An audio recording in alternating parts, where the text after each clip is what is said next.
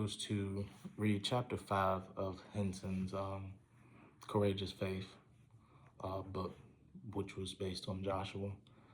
The story, Joshua's story stood out to me or inspired me in a way because it showed what courage looked like when it's grounded in the obedience to God or the obedience to God's will. Henson kind of describes how Joshua began facing what we would call impossible tasks or tasks that were just hard or that looked big to us. One of those tasks, his main task being leading the Israelites to the promised land. Joshua had to take the place of Moses after Moses had died. And that probably in itself taken up on, although Joshua and Moses had taught Joshua as he was a child, it still probably looked intimidating in his eyes because Moses was a huge part and a great leader when it comes to the story of leading the Israelites out. But with that, Joshua ended up having to step in his shoes, not only face enemies, but also face the wall of Jericho, and the people that he also had to lead who may have been also fearful during the time. So not only was he doing that, but he had to really gather his own people and make sure that they were courageous in the mind, which is why God also says, why it is also written in Joshua 1:8, God told him to be courageous, be strong and courageous. For the Lord your God will be with you wherever you go. And that was a huge turning point, because then that gave not only Joshua, but also the people who he was leading a word from God, telling them to be strong and be courageous. For God is with you. They had nothing to fear. Henson also kind of emphasizes how Joshua's courage did not come from self.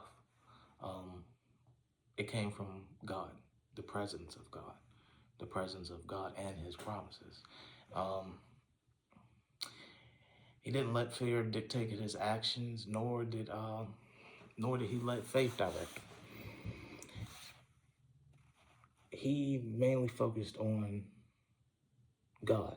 And when I say that, because not only does he instruct the people to consecrate themselves in Joshua, but that alone, to me, consecration is separating yourself, setting yourself apart for God. So to me, that means his obedience to God was immaculate. And to me, Joshua is kind of facing battles that we all tend to face. Similar battles that we're facing right now, whether that's,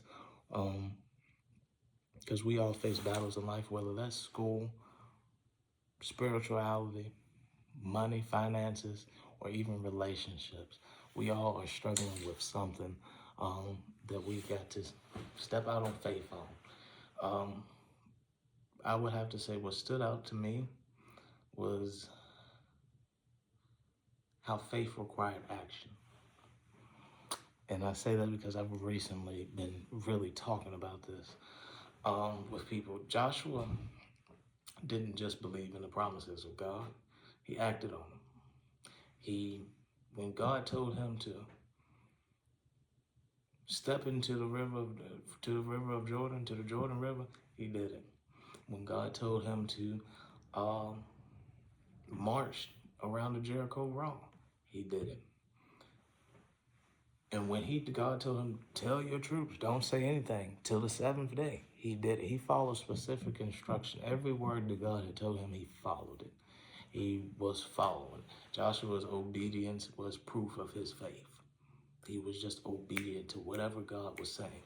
He didn't ask no questions. He just said, hey, we gonna do it. That was it.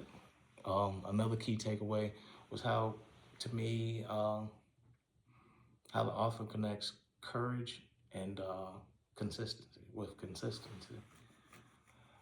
Joshua wasn't the boldest,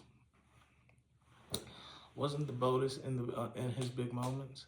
He was just faithful in the daily ones. He was consistent and sought out God. He did as God instructed in Joshua, which was meditated on his word and follow his commands. After God had told him, and I believe it was still Joshua 1:8, he told him, meditate on the book of law day and night. On a personal level, I feel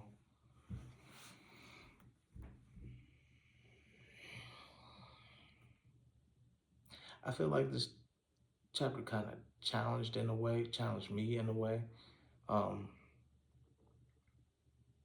And it also was a reminder that God's promises, God doesn't make his promises an easy path, if you will. But he does promise his presence while in the midst of going along this path. Faith requires obedience. Faith also conquers.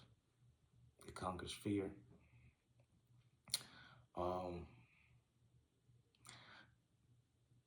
Reading Joshua and Henson, it just made me realize that courage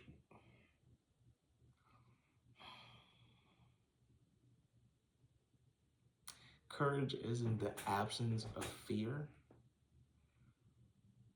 but more so, courage is still choosing to trust God, even when fear or adversity is present. Joshua's story teaches that faith and obedience go hand in hand. Because he trusted God completely, Joshua saw the miracles, the victories, and everything that God had promised him, and fulfilled God's promise. And personally, that is the point in life that I'm trying to get at, is fully having that bold, courageous faith to just say, hey, whatever is in your will, God, that's it. I'm with it. I hope you guys enjoyed the video. I can't wait to see you guys' comments in response to the video. Thank you.